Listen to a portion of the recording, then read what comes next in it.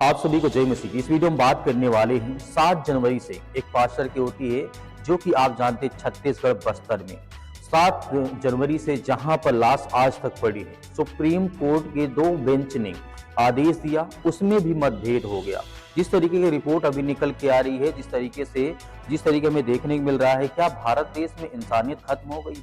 ये छोड़िए, या फिर एक धर्म को लेकर के विशेष आप टारगेट करके कहते हैं कि आप ईसाई हैं, आप धर्म परिवर्तन करते, आप जात बदलते, आप मजहब बदलते।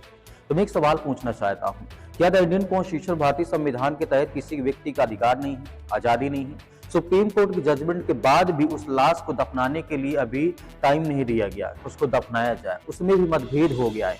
जिस तरीके से रिपोर्ट में लिखा है, भारत के सर्वोच्च न्यायालय सुप्रीम कोर्ट के 27 जनवरी इस तरीके से छत्तीसगढ़ के बस्तर के ईसाई पादरी सुभाष बघेल के दफन से संबंधित दिलचस्प मामले में जिस तरीके से विभाजित हो गया है, जो फैसला सुनाया गया है उसमें कहा जा रहा है इसमें 2 हिस्सों में बढ़ गए, 2 बेंच थी, दोनों हिस्से में बढ़ गए। वो कहते हैं कि वो अपनी निजी जमीन में दफनाना चाहिए और जिस तरीके से एक बेंच कह रही है कि वो जाके 20 किलोमीटर दूर दफनाना चाहिए। इसका एक कारण है क्योंकि मसीह समुदाय आज भी एक नहीं है, वो किसी एक को देखते हैं, किसी एक को देखते हैं, किसी एक को देखते हैं। यदि आज हर एक मसीह भाई बहन पूरे भारत देश में संगठित हो, इकट्ठा हो, एक साथ मिलकर के चले तो आने वाले समय में मुझे लगता है कि बेहतर कर सकते हैं। नहीं ऐसे ही आप दबाए जाएंगे, ऐसे ही आपके चर्च तोड़े जाएंगे, ऐसे ही आपकी प्रार्थना सभा बंद कराई जाएगी, ऐसे ही आपके जो बेटे और बेटियां हैं जो प्रार्थना करके जो विश्वासी उनको मारे जाएंगे, झूठे आरोप में पास्टर जेल जाएंगे, बहुत सारी चीजें होंगी आने वाले समय में। लेकिन जिस तरीके की घटना निकल करके आती है, पहले आपको मैं छत्तीसगढ़ क्रिश्चियन फोरम का वीडियो दिखाना चाहता हूँ, इस वीडियो को आप देखिए। सुप्रीम कोर्ट का judgment on burial of a person Chhattisgarh में, उसके बारे में आपका क्या मानना है? वो एक स्प्लिट सा जजमेंट रहा, तो उसमें आप की क्या प्रक्रिया है? उससे हमारी प्रक्रिया क्या है कि जो जजमेंट आया है वो जजमेंट ठीक नहीं है, गलत है, हम उससे सहमत नहीं है, उसका विरोध करते हैं।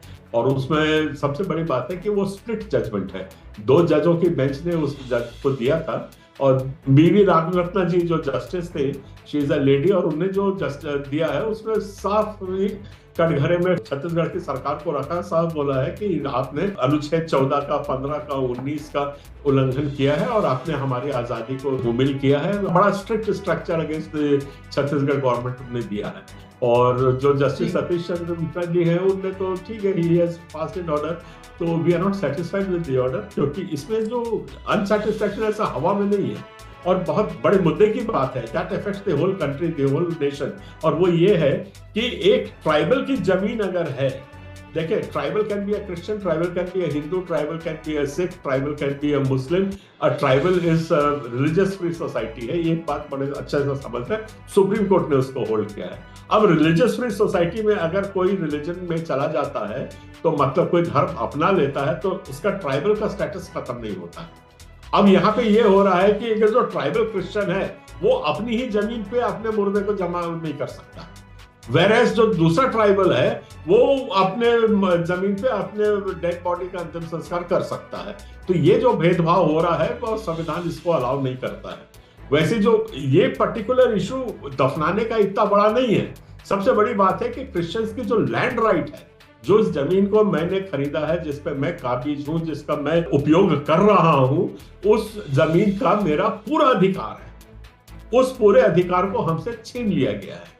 ये सबसे बड़ी बात है कि आप अपनी ही जमीन पे अपने ही मुर्दे को नहीं गाड़ सकते हैं, ये कहाँ का कानून है? पर जबकि जो आदिवासी है, जो ट्राइबल के दूसरी सोसाइटी है, वो अपनी जमीन पे अपने मुर्दों को गाड़ सकते हैं। जिस तरीके से आपने इस वीडियो में देखा, आपको क्या लगता है हमारे भारत देश में क्या संविधान को पालन किया जाता है? नहीं, बिल्कुल नहीं।